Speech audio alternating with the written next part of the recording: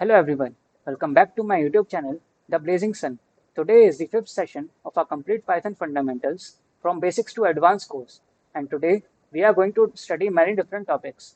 At the end of this session, I have one homework question for you and one brainstorming question for you as well. So let's get started. Now we are going to study more about the print function. So in our earlier session, I by mistake said that print is a statement, but note that print was a statement in the earlier versions of Python. But in the newer versions of Python, print is a built-in function. So print is a built-in function used to display output on the screen of the user, or you can call it console. There are different parameters in the print function. First parameter is objects. So objects basically means one or more variables or values that you want to actually print. Suppose, let's say you want to print multiple values, so you can give many particular objects or values separated by commas as your parameter in the print function. And you can actually leave the print function empty as well, although the parameter objects basically means that there should be something present. But even if you leave the particular print statement empty, there is no issue and Python will not give you any syntax error.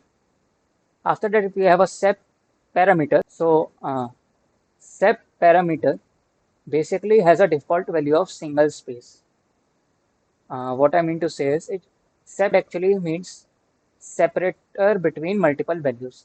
Suppose you give many values to the print function to print or to appear on the output screen of the user.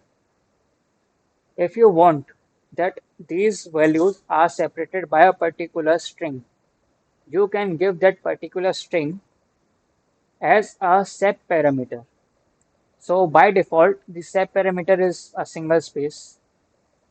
That means that if you have given multiple objects to print in the print function, each and every object will be separated by a single space. Then we have a end. So end is our next parameter. So what exactly end means is it is basically containing a string printed after all the objects, and its by default value is \n, which stands for new line.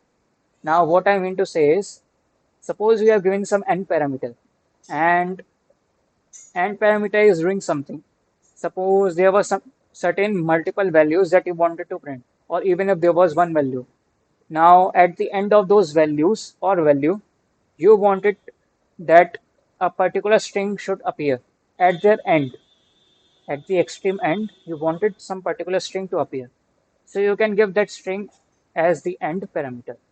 Note that this sep parameter and end parameter would be very helpful and useful in our future sessions. After that, we have a file parameter which has a default value of sys.stdout. Now, file parameter, it basically is a file-like object where output is written. What I mean to say is, by default, since the parameter by default is this, even if uh, this particular uh, default value you have not given in the file parameter. Suppose you have not written this file parameter over here. So the output is printed on the user's screen. But if you give file as a particular file-like object, it has a particular file-like object's value.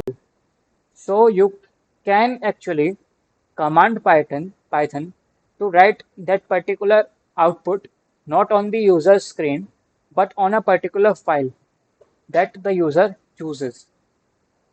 Now the next uh, parameter is flush.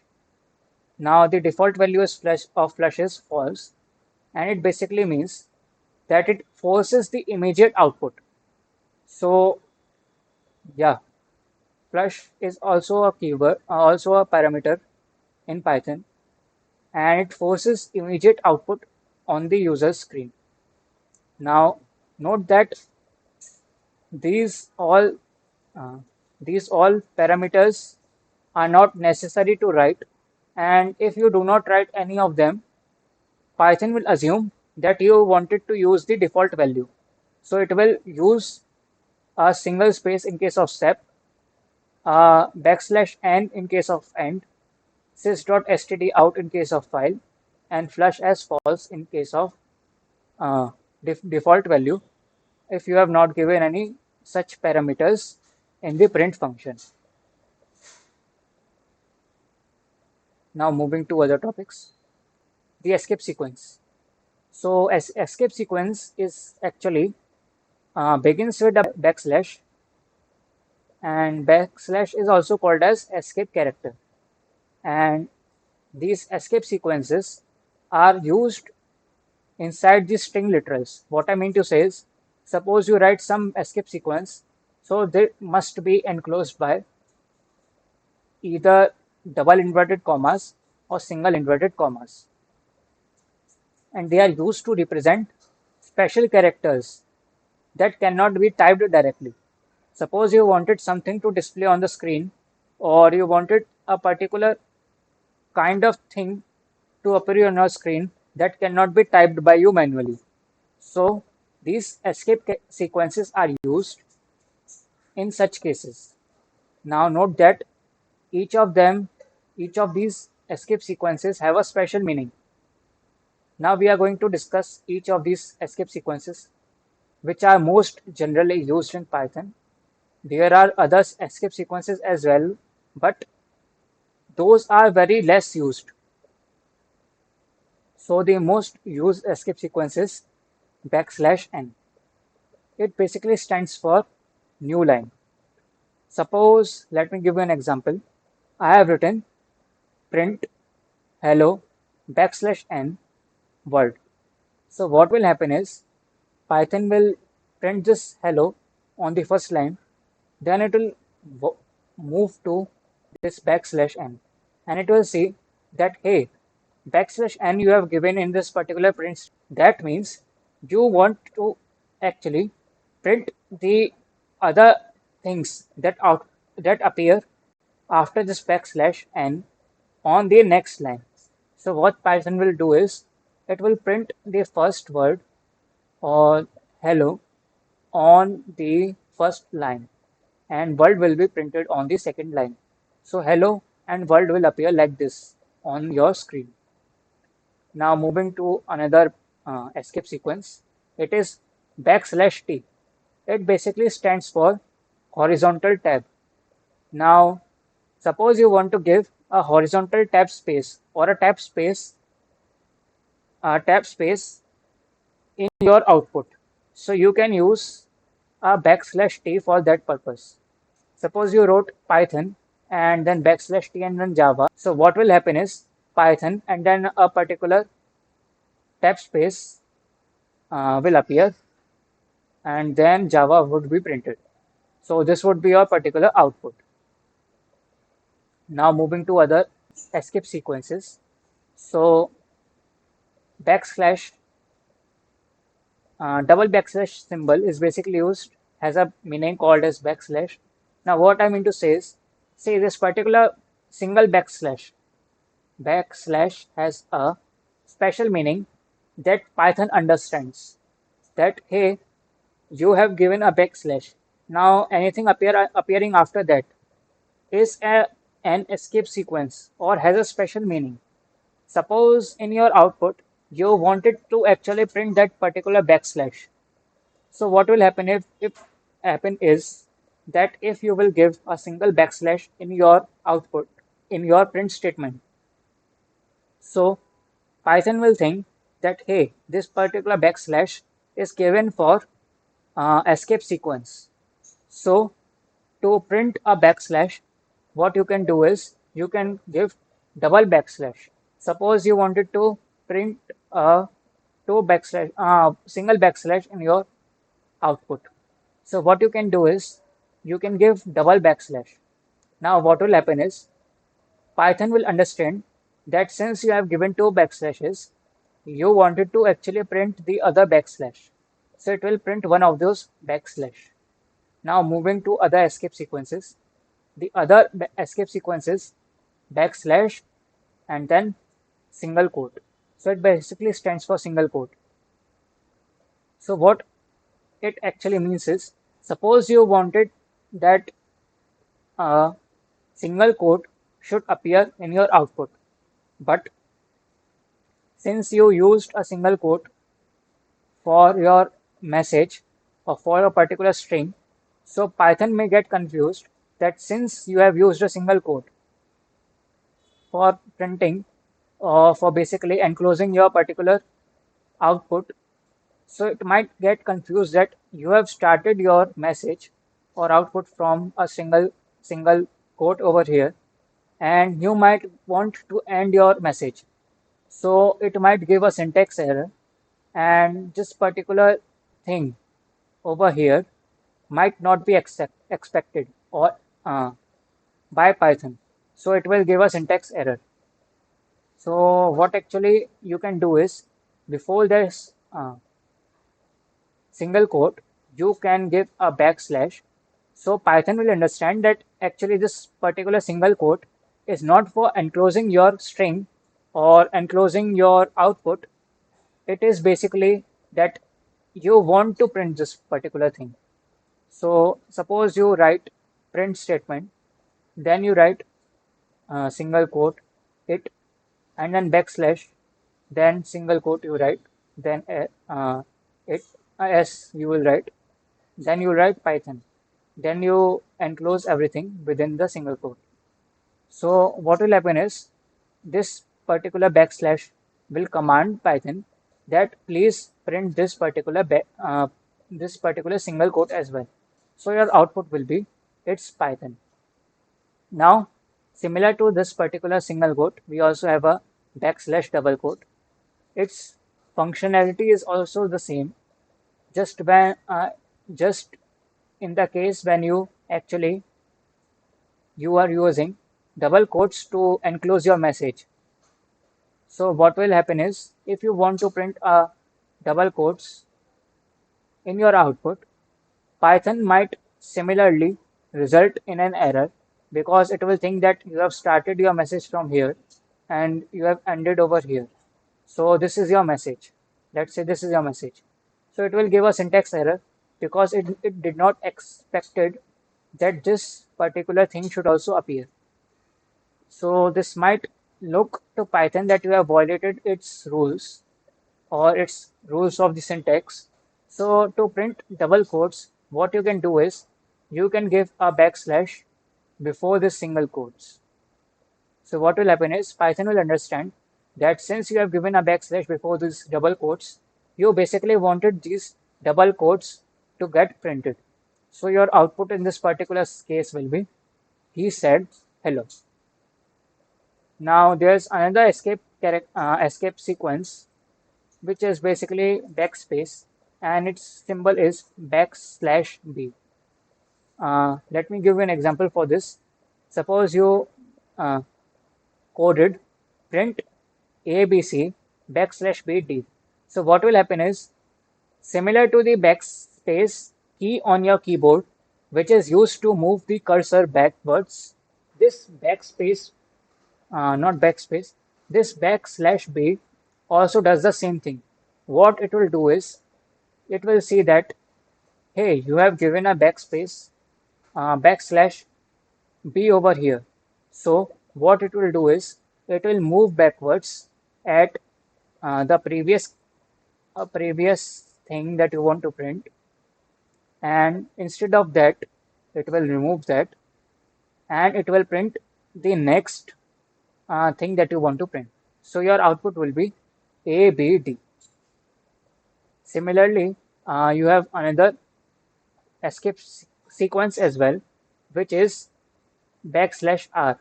It is used uh, for carriage return. Now carriage return, what I want to say is, suppose you wrote print, then hello, backslash r, then hi. So what will happen is, when Python will see that, hey, you have given a backslash r, so it will understand that, hey, this means that the user or the not the user, the programmer wanted uh, anything that the programmer wanted to move on the starting of the message. So it will actually start move back to here, and this hi will actually replace this he. So your answer will be HILLO. Now to print these single quotes and double quotes, I have a particular trick for you as well. So the trick is, if you wanted to print a single quotes, do note that please enclose your message by double quotes. So what I want to say is, suppose you wrote print and you wanted to print a single quote in your output. So what you can do is that enclose your message in double quotes instead of the single quotes. So Python will see these as differently, and yeah, it will not create any problem, and your single quote will be displayed on your output. Similarly, if you wanted to display double quotes in your output, so what you can do is uh, enclose your message in single quotes, and you can enclose a particular string in double quotes that you want to print. So the output of this particular thing will be, he said hello. Now I'm going to code these particular examples for you so that we can see how exactly they work. So I have given the file a name of print and escape sequence. Suppose I want to print multiple values. So first I want to print hello, and then I want to print 100. So let me run this program. You can see that hello and 100 got printed. Sep parameter basically has a default value of space. So these particular different objects are separated by a space. Uh, do note that if you want to print multiple objects or multiple values, separate them by a comma. Similarly,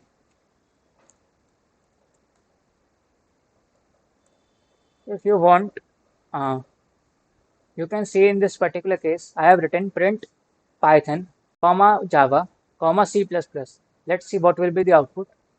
You can see each one of them are separated by a space, a single space.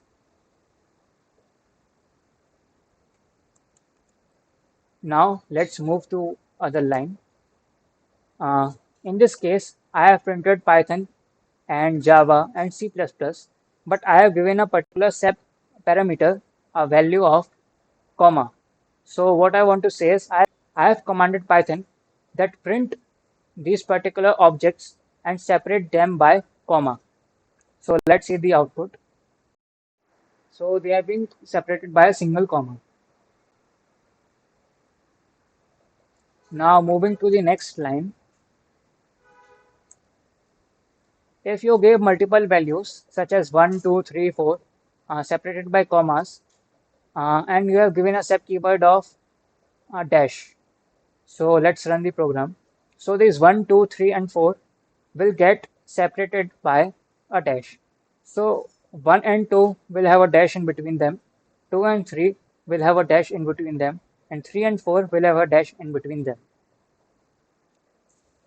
Now let's move to the next line. Let's say you give multiple objects to print to Python, such as A, B, and C, and you give an empty string. What I want to say is, you just gave a sep keyword as double quotes or single quotes, but you did not write anything within these quotes. So what will happen is, uh, nothing will actually be used to separate this A, B, C, and this A, B, and C will stick together and appear on your output.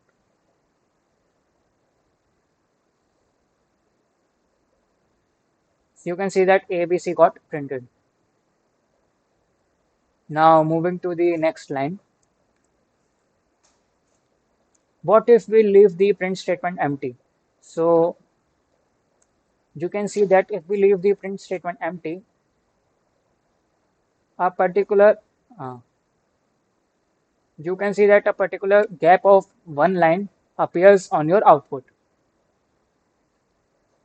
Similarly, if I give a backslash n, which is an escape sequence used for new line, what will happen is first hello will get printed, then on the new line world will get printed. So let's run this particular code. You can see hello and world got printed on two separate lines. Now let's see how uh, this particular example works. So suppose you wrote name and then backslash t and age. So we know that backslash t is used to give a tab space. So what will happen is name and age will appear on your output, but they will be separated by a tab space. So let's run the program. You can see that we got a tab space in between them. Now moving to the next line. If you wanted to print a backslash in your output, what you can do is you can give two double backslashes. So let's run the program. You can see got a single backslash got printed. Now moving to the next line. Suppose you wanted to print a particular suppose you wanted to print single quotes in your output. So what you can do is you can either enclose your message in double quotes, or you can use a backslash single quote over here. So let's run the output. So you can see that in both cases, it's me got printed, and yeah, a single quote is appearing in your output. Now let's say I wanted to print double quotes in my output. Uh, so what you can do is you can either give a backslash, then double quotes, then backslash, then double quotes if you are using a double quotes to enclose your message, or you can use a single quote to enclose your message in such case. So let's run our program. You can see that he said and then hello enclosed within double quotes got printed. So the output is same in both cases.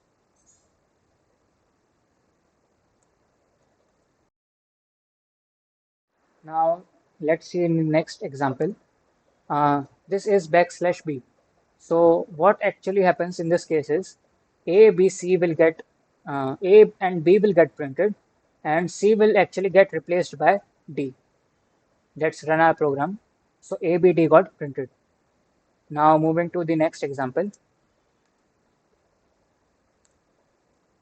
This is hello, then backslash R, then hi. So what will happen is this R backslash R actually works as carriage return. So what will happen is when this uh, uh, after hello, since this backslash R is appearing, so what will happen is this particular cursor will move to the starting of this hello, and this HE will get replaced by HI. So let's run the program, and our output will be HILLO. The next topic that we are going to study is shortcut evaluation. So these are basically used for two logical operators, and or. So you must remember the properties of these uh, logical operators, that AND actually gives true only if both of the expressions are true. Suppose there were two expressions, expression 1 and expression 2, and they were separated by AND. So the result of these expressions, this whole statement, will actually be true only if both of these have a value of true. Even if one of these are false, it will result into a false. So let's study this shortcut evaluation for AND operator. So let me take different cases, uh, different values of expression 1 and expression 2. So the first case that I'm taking is that expression 1 is true and expression 2 is true as well. So what will happen is Python will actually check expression 1. It will see that, hey, the expression 1 is was true. So this means there is a possibility that the next expression might also result in a true when combined this first expression. So what I want to say is that since this first expression was true, so there is basically a possibility that this whole expression will result into a true, because for getting a false, uh, there must be a case that either one of them is false. But if the first one is true, so there is also a possibility that second might be true as well. So what will happen is Python will have to check the second expression as well, and the result will be true if the second expression is true. Now let's say the first one was true, the first expression was true, but the second one was false. So what will happen is Python will see that, hey, first one is true. So let's see the second expression as well. So to conclude on, what will be our output? So what will happen is Python will check the second statement, second expression, and it will see that the second expression is actually false. So the result will actually be false. Now let's move to the third case in which actually the shortcut evaluation happens. And that particular case for the AND operator is when the first expression is false. Suppose the first expression is false. Let's say this one was false. The first expression is this one and it is false. So Python will understand that since first expression is false, there is no need to check the second expression, because since this one is false, the result will always and always be false if we are using or we are separating the expressions by an AND operator. So what happens in this case is, even if the second expression is true or false, Python will say that, hey, the first one is false, so no need to check the second expression. So Python does not check the second expression, and the result is directly given as. Now let's move to the short cut evaluation for the OR operator. So do note the property of OR operator. It gives a true even if one of the expressions is true. So let's say you have given expression 1 and then expression 2, and they are separated by OR. So OR has a property that even if either one of these are true, the result will be true. Suppose both of them are false, in that case only the result will be false. So what exactly happens in the shortcut evaluation of the particular statement having OR operator? So let's see that. I am taking different cases for the value of expression 1 and as expression 2. So the first case is that expression 1 has a value of false. So Python will say that, hey, the first expression is false, but there is a property, there is a possibility that the second expression will actually result into a true. So what Python will do is it will move to the second expression as well, and it will see that is the second expression true. So it will see that yes, the second expression is actually true. So what will happen is Python actually checks the second expression. So what actually happens is Python checks the second expression and the result is given as true. Now let's take the second condition in which the first expression is false while the second expression is also false. So what will happen is Python will say that, hey, first expression is false. So I need to check the second expression as well to conclude on the final result. Since the second expression will be checked by Python and it is also false, so Python will see that the result must be false. Now let's take the third case in which the shortcut evaluation actually happens for the OR operator. Let's assume that the first expression is true and the second expression can either be true or false. So irrespective of the value of second expression, Python will understand that the first expression is true. And we know that the result to exactly be true, the whole particular expressions combined by an or operator in that particular whole statement should have a true, at least one true. And since Python gets the first uh, expression true as itself, so it will not check the second expression. So it will directly give us as a true. Now let's study about the advantages of these shortcut evaluations. So there are basically four advantages. Now note that this I have listed them all of them, but this first and third advantages are correlated to each other. What I want to say is the first advantage is shortcut evaluation exactly actually improves the performance by avoiding unnecessary evaluation. You saw that in some cases we had to not see whether expression 1 has what value, expression 1's value, expression 2's value. Just by seeing the expression's 1 value, we directly concluded the result. So what it actually means is that you do not need to check the second expression, and this actually means the logical expressions more efficient. Now the other correlated advantages are the second and fourth advantages. This shortcut evaluation helps in preventing runtime errors as well. So how actually runtime errors are prevented? So if first of the uh, expression itself resulted that Python should conclude something such as true or false, it will not check the second expression. So there was a possibility that in some scenarios, the second expression might give a error, a runtime error.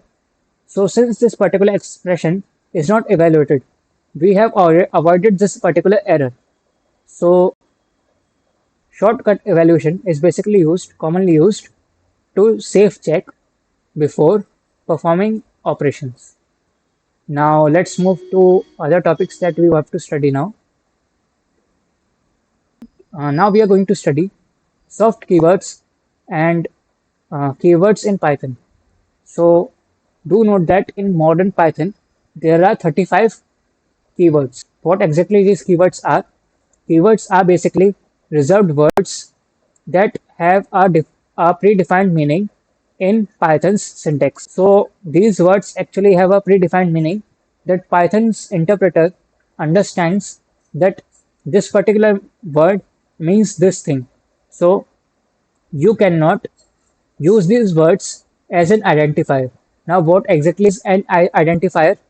So, a variable's name, a class name, a function name is an identifier.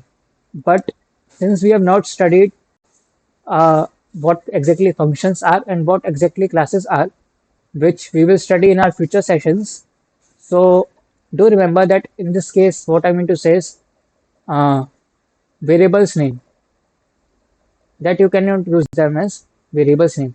You cannot use them in case of classes and uh, functions names as well. But for now on, what I want to say is variables names cannot be named as some keyword. Now the 35 keywords in Python are false, await, else, import, pass, none, break, except, in, raise, true, class, finally, is, return, and, continue, for, lambda, try, as, def, from, non-local, while, assert, del, global, not, with, async, elif, if, or yield. Now note that uh, you have to not learn them by heart, but instead of that, Since we will be covering different sessions and we will be studying different concepts, so by default you will get a understanding about them, and you will learn them unconsciously. So you know that we have studied the false, we have studied the else, we have studied the none, we have studied the uh, true, we have studied and, we have studied the uh, not, we have also studied the elif, we have studied the f if, we have also studied the or. So you have not learned all of these keywords, but still you can actually remember that false was one keyword that I had actually studied.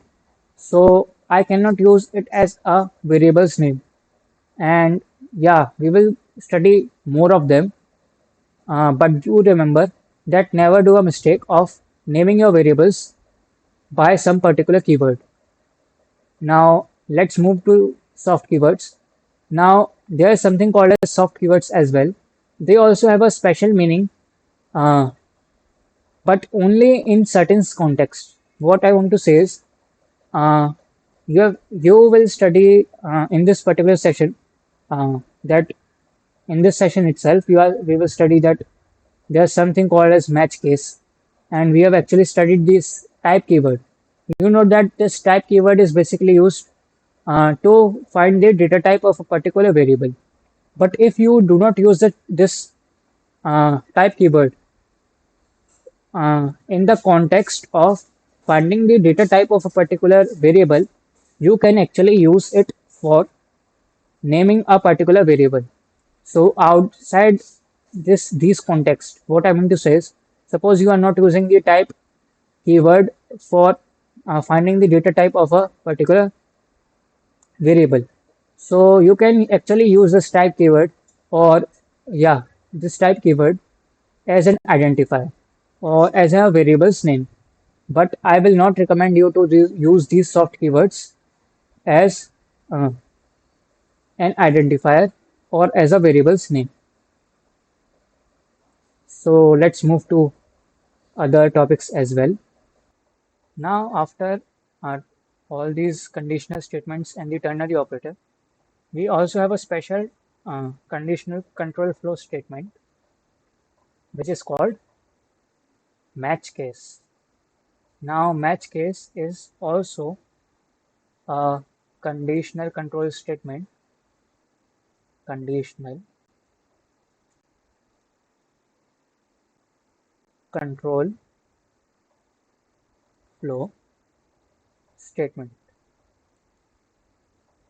And when it is used, when the conditions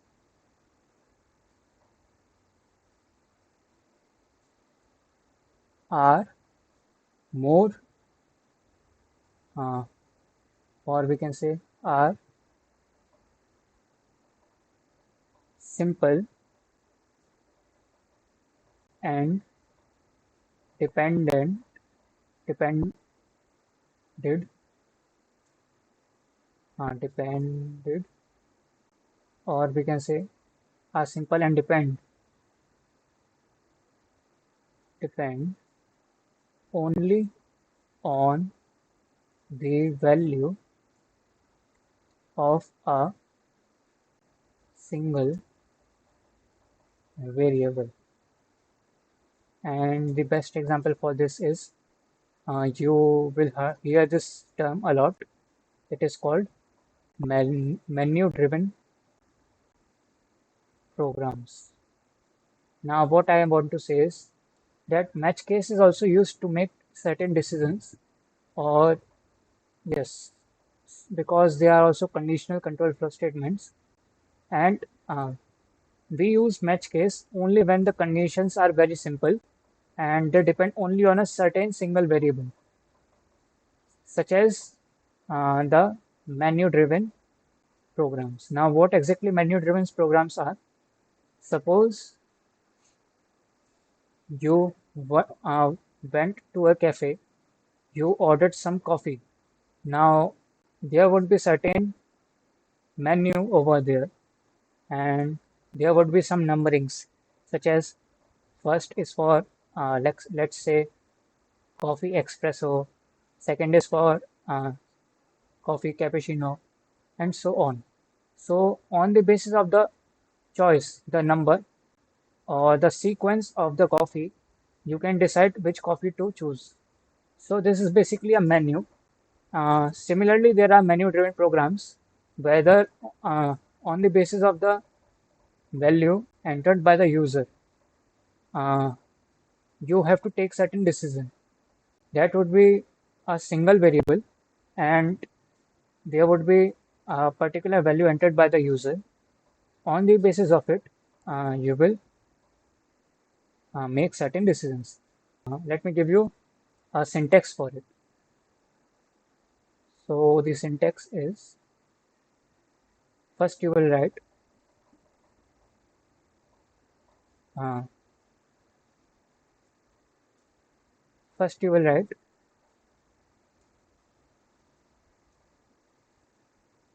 okay. The syntax is uh, match. Now you can either write the expression or you can write the variable. So the better term is expression, then semicolon, then you will write case, then uh, pattern 1, then a particular code would be written inside it. Then you will write case in case pattern 2. Then there would be some other code inside it. Then let's say some uh, just like this, you will write many cases. Let's say you write a lot of cases. Then you will write some case pattern. Let's say uh, I'm writing n. N can be any number, and you will write the code for it.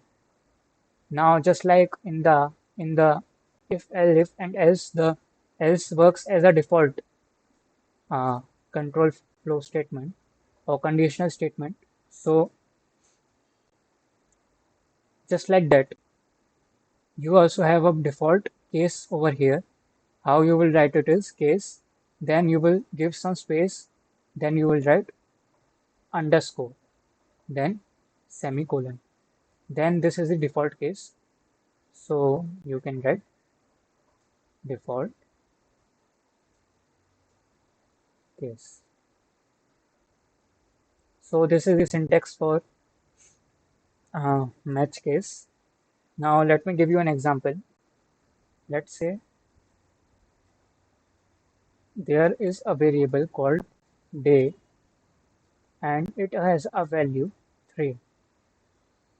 I am writing match, then the expression or the variable on the basis of which I have to make a certain decision. So it is day, then semicolon, sorry, not semicolon, these are colon. Then I will write case, then the particular value according to which particular block of code should get executed. So let's say 1. I will print that it is Monday. Now let me take another case.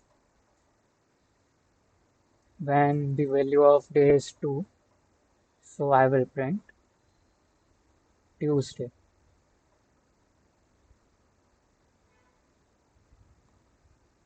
Similarly, you can take other cases as well. And I am taking the default case now. So default case is written by the help of underscore. Now I will print, let's say, invalid day.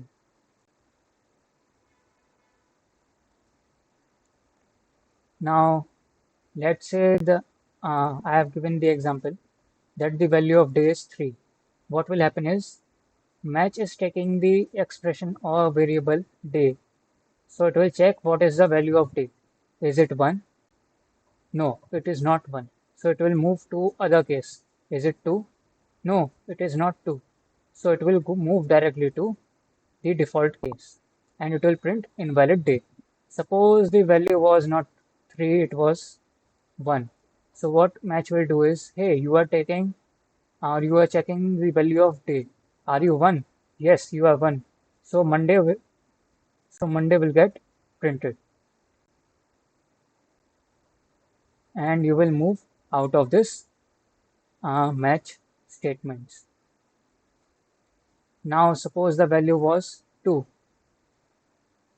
Match will go to, hey, you are checking the value of day. Is the value of day equal to 1? The answer is no. So it may move to the second case. Hey, is the value of uh, day 2? It is yes. The value of day is actually 2. So yes, print Tuesday. Then it will directly move outside these match statements. So you can see it is kind of similar to the if else conditional statements, but it is easier. In this case also you can use the if else statements, but see, you have to not make any complex decision such as whether the number is even or odd by calculating if its remainder is equal to 0 or not equal to 0 when divided by 2. So this is a menu driven program, a very easy program. So you can easily use a match case over here.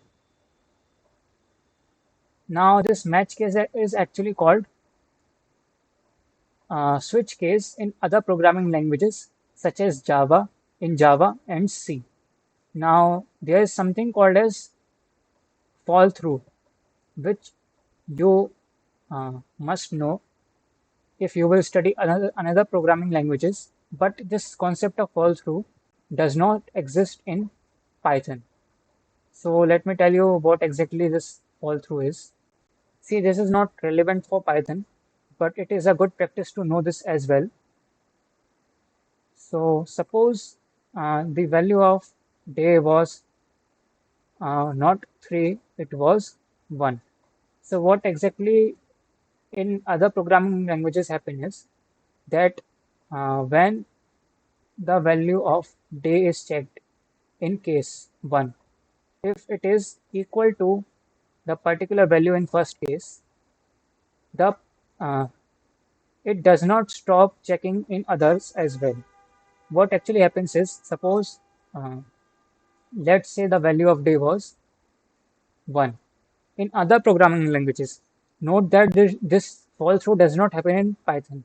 So I am just telling you this to explain you the concept. What would happen in other programming languages is that you will check, hey, is day equal to 1? The answer is yes, it is equal to 1. So what would happen is Monday will get printed, and irrespective of whether the other cases can be satisfied or not, all the other values will also get printed. So you will get Monday, Tuesday, and invalid day as the output on your screens.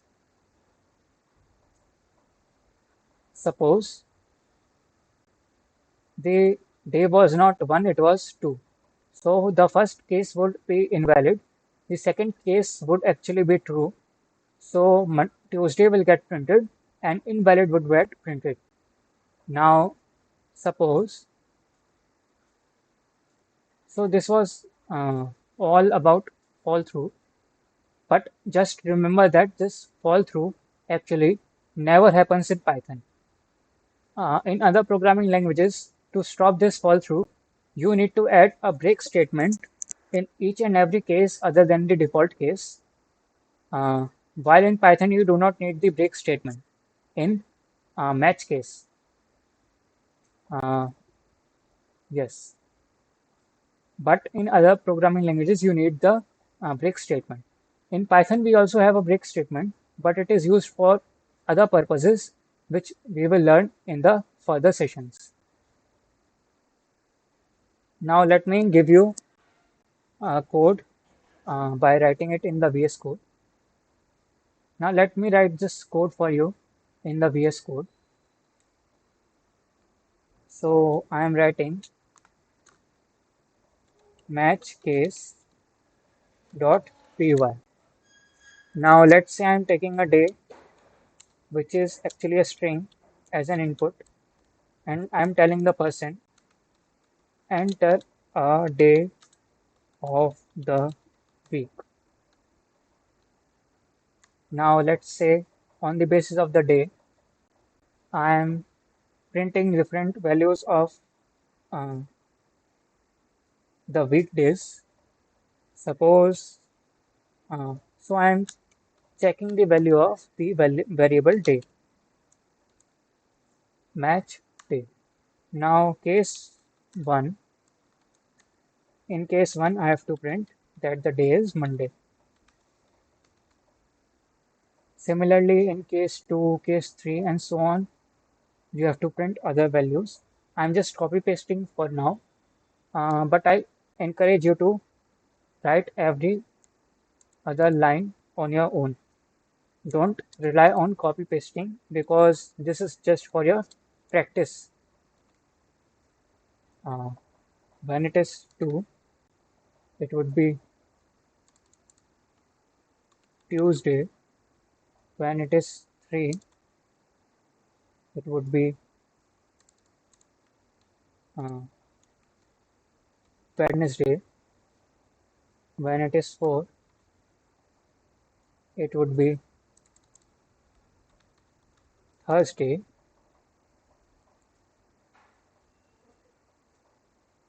When it would be 5, it would be 5. It would be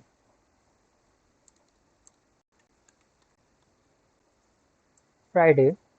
Similarly, in case of 6, it would be Saturday.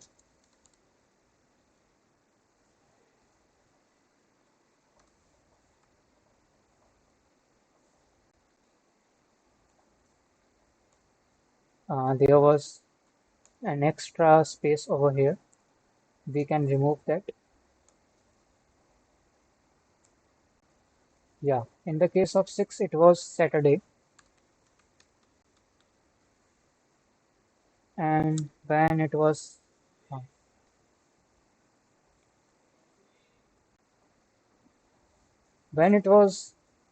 7, it would be Sunday. And in the case when none of these is true, which is the default case, I will just print invalid day. So let me run this program. Suppose my day was Monday. Uh, just a second, there's some issue. Okay, I did a mistake. Not just mistake. I have entered Monday over there. I am asking the user to enter a day of the week, and it should be actually integer because the user will be entering 1, 2, 3 and so on, not Monday, Tuesday and so on. So I am saying what will be the first day of the week? Okay, it is Monday. What will be, let's say, fourth day of the week? Okay, it is Thursday. What would be the seventh day of the week? It would be Sunday. Okay, what is the ninth, or let's say, yes, ninth day of the week? Okay, there are only 7 days in a week. So there is no ninth day in a week. So it is invalid day. So this is how match case work in Python. You can see that in case when it was Monday, no other statement was executed because there is no such concept called as fall through, which happens in Python, while it happens in other programming languages. So let us move to our notes deck. Now I wanted to tell you one more interesting thing, that this match case did not exist before the 3.10 version of Python. It was introduced in Python when the 3.10 version of Python was launched. So yes, moving forward, now we have something called as match case with multiple values. So let us write this. Match case, match case with multiple values, or you can say matching multiple values. Matching multiple values. So it is same match case, but there's a slight difference.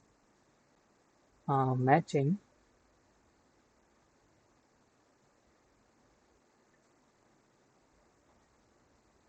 multiple values. So what exactly is there? Suppose you know that in Python there are different logical operators such as or, such as or, not, and and. So and or are used to check different, or you can say multiple conditional statements. Similarly, there is a particular uh, symbol used to check multiple conditions in Python, which is uh, the particular symbol. Let me tell you. So the symbol is this. The same symbol used for bitwise or operator. Symbol is used in match case to check for multiple values. It acts just like OR operator, just like how it acts just like how OR operator works in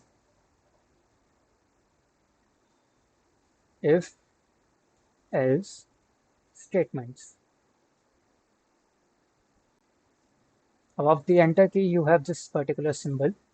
So let me give you the syntax, uh, or let me give you an example directly. You will understand the syntax from it very easily. So instead of the syntax, I'm giving you an example. Let's say this is an example. The same example, typical example. Let's say you have the day of a week as, let's say, Sunday. Now you want to check what is the value of day, and on the basis of it, you want to make certain decisions. So if the day of the week is Monday, you can print that it is start of the work week. Now, if it is not Monday and it is, let's say, the Friday, you can print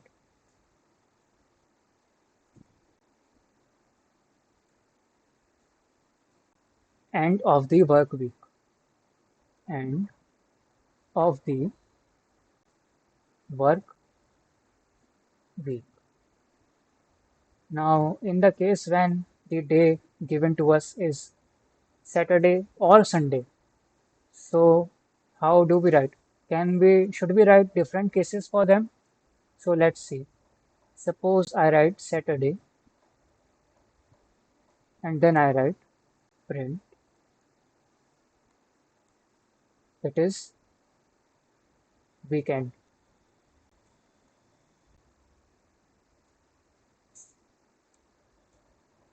Now for Sunday also I am writing this same statement. Suppose the value of day is Sunday, then I am writing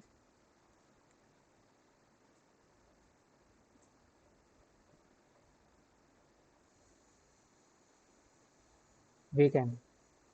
Now you can see, and let's say there is a default case. So before writing a default case, I want to tell you one thing. See, you can see that these statements are very repetitive. In the case of Saturday as well and Sunday as well, I am printing the same statement weekend, weekend. So in if else, you can easily write the or condition to check if either the value is Saturday or Sunday and easily print weekend. Similarly, in the case of match case, you have the same symbol. Uh, Let me give you this symbol. This is the symbol. The same symbol used for the bitwise OR operator.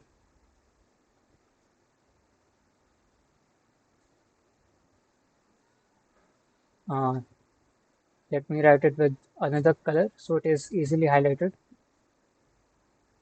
So it is case when the case is Saturday or Sunday.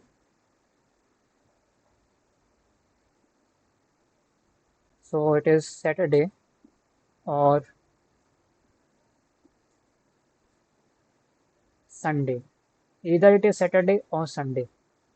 In any of those cases, week end should get printed. So we can remove this statement and we can write the default case, and the default case with the help of underscore we can print that it is mid week day, mid week day. So yes, now you know that the value of the particular day is Sunday. So what will happen is, uh, when we are checking the value of day, so it will go to the case where it is given Sunday. In this case, either the value can be Saturday or Sunday. In both the conditions, weekend will get printed. So let us now write this particular example as a code in our VS Code editor. So let's say I'm giving this file the name matching with multiple multiple values. Just for your reference, I'm taking a day as an input from the user. I'm telling the user enter a day of the week, and on the basis of that particular day entered by the user, I am taking different cases. If the day is Monday, I am printing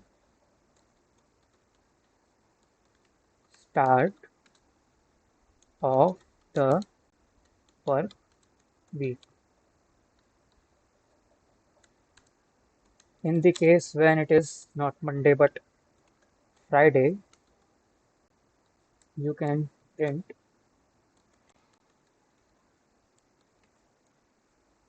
end of the work week. Now, in the case when it is either Saturday or it is Sunday, you will print weekend.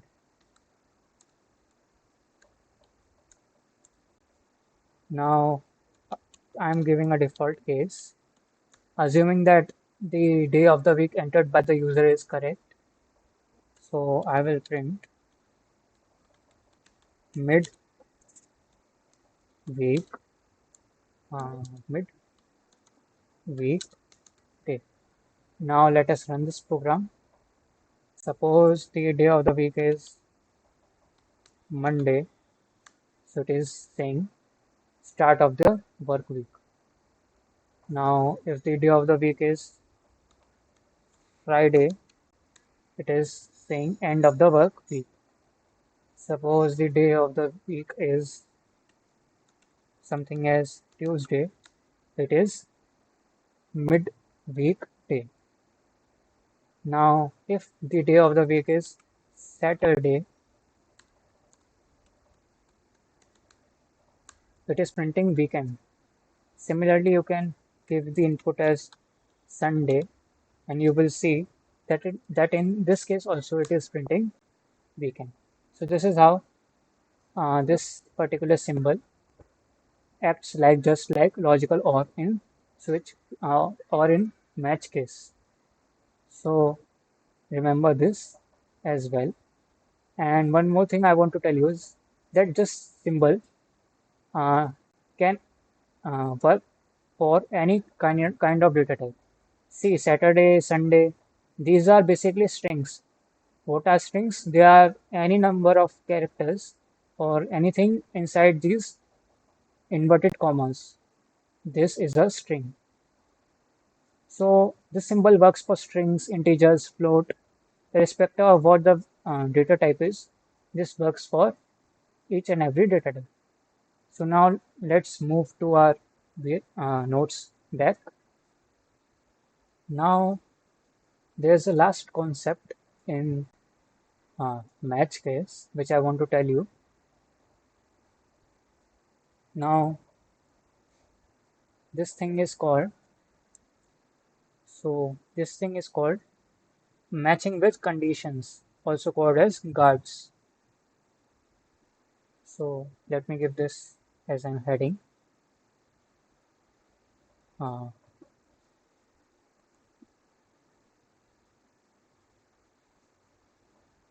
Matching with conditions. So you can say matching with conditions uh, cards. So what exactly it is? The if is a guard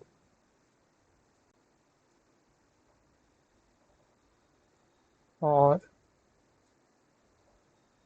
an extra condition to check after matching. For a case to get executed,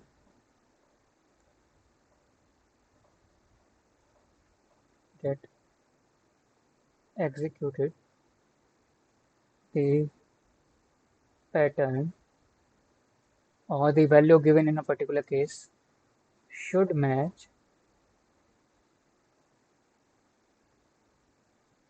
and the condition uh, should also be true. True.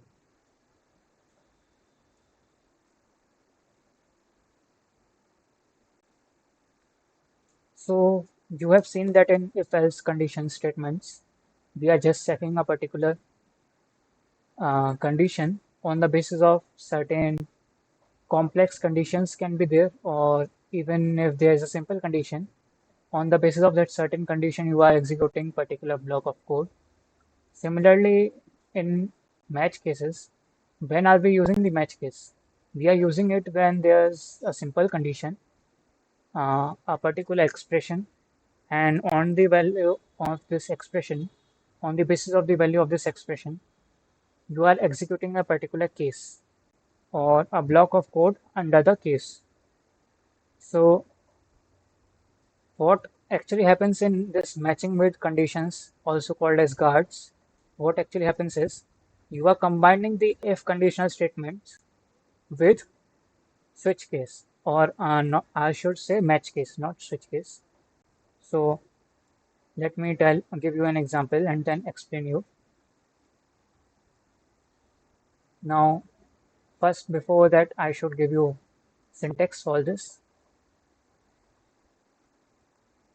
The syntax is, let's say there is match, this is the syntax, match, and then some expression.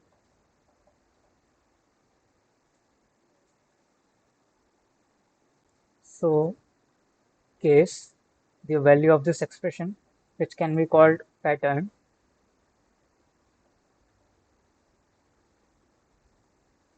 if, and then some condition.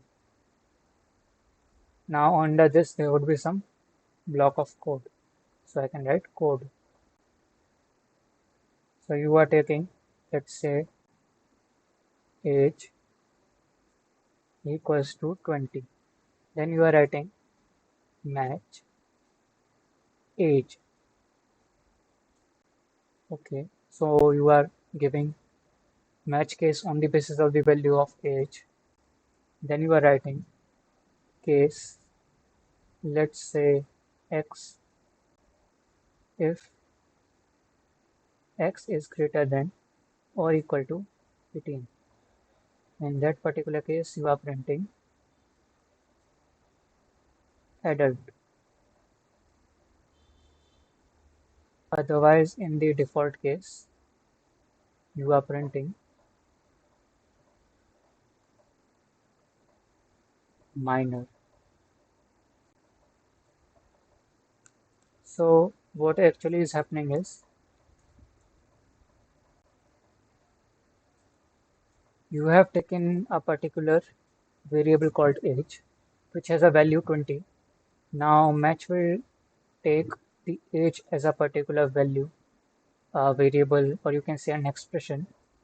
Now what will happen is this age will be stored in this variable x, and yeah, you can see that 20 will be stored in this x. So x becomes equal to 20. So case 20 is actually true because 20 is equal to 20. Then this one more condition will be checked, that whether 20 is greater than or equal to 18 or not. So since x is or 20 is actually greater than or equal to 18, adult will get printed. Let's say I have a number which is equals to -5. Then I'm writing match number case x, if x is greater than 0. I am printing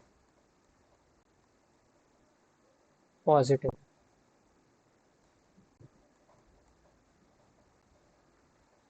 Now I am giving another case x, case x, if x is lesser than 0, I am printing negative.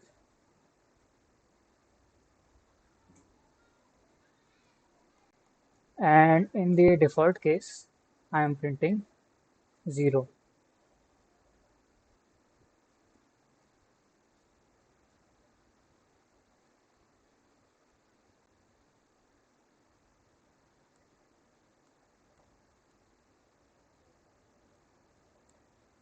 So what actually is happening over here is that number's value is -5, we are executing the match case for the value 5, value number. This number's value will be stored in this x.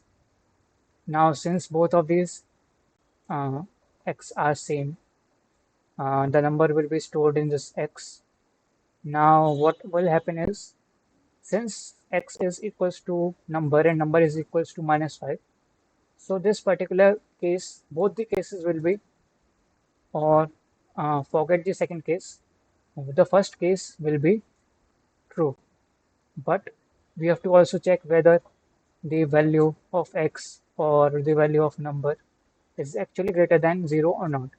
Since -5 is not greater than the value 0, so this particular statement print positive will not get executed. But since this case is true and this condition that x is lesser than 0 is also true, negative will get printed. Now let us run these programs in our VS Code so that you can understand them even better. So I am taking match case with guards example 1.py. Let's say this is my file name. Now in this I am giving you the first example. Let's say age is an integer and I am taking it as an input from the user. Enter your age.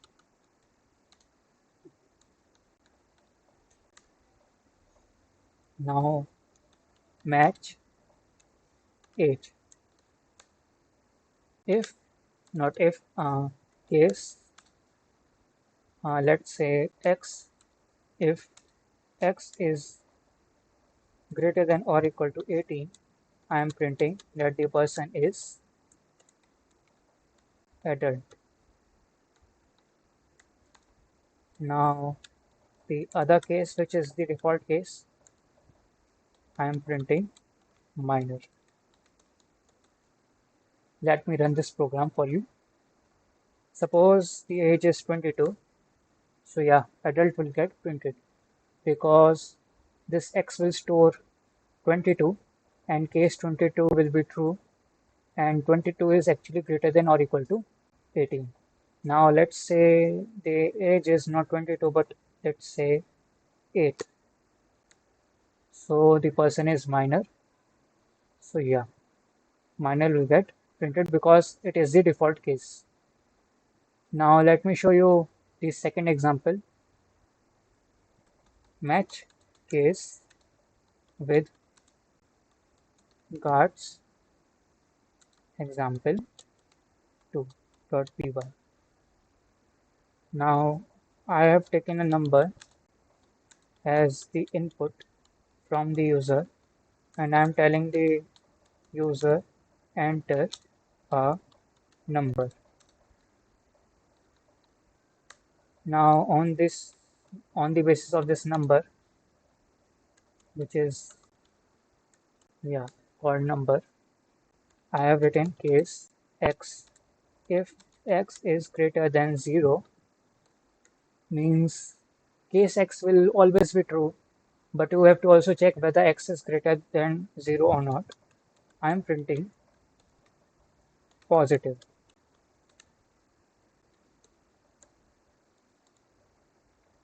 Now I am taking another case x.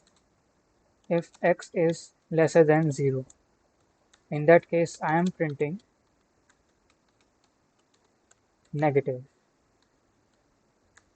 Just remember the kind of syntax this match case with guards actually has. This can look a bit difficult when you are studying it for the first time, but uh, trust me that it will become easier once you will revise these things again and again. So when I'm taking the default case and I'm writing print 0. Now let us run this program. When the value is -5, it should print negative. When the value is actually 0, it should print 0. When the value is, let's say, 100, it is printing positive. So yeah, you can see that these case x will actually be true. This case x and this case x will be true always. But these conditions also matter for a particular case to get executed. Now, if you have some doubts in your mind, you can also post those doubts in the comment box. And I want you to try to experiment with these things by giving them different values at your home so that you can understand them even better. Now, at last, this match case is over as for now.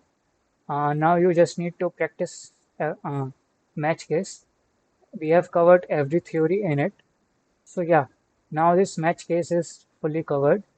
Now uh, I have a particular homework question for you in which you have to use match case and you have to display the name of the month. It is similar to the question which we did over uh, here, over here, this one. It is similar to this question, but don't see this question and try to this particular question yourself. What you have to do is the person will enter the particular month number, and on the basis of that month number, you have to print the value, you have to print the name of that month. But if the value of that month is invalid, you have to print invalid month. So this is a particular question for you to practice. You can comment its answer in the comment box and I will check your answer. And I will discuss this particular question in the next session.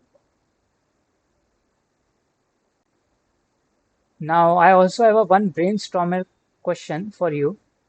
This question is not very difficult, but it is an extremely good question. What you have to do is you have to take three integers as input from the user and you have to display the smallest number and the largest number. Now note that you have to display the values of this smallest number and the largest number. Suppose you have taken three numbers, num1, num2, num3. You will not display num1, num2, num3. Instead, you will display their values. Uh, this is also a good question, and you have to solve this question at your home. Now, uh, after this solving this question, if you are able to solve it, comment its answer in the comment box, and otherwise I will also explain this particular question in the next session. So thank you for watching this video till here. If you learned something new today, please like, share and subscribe to my channel. Thank you.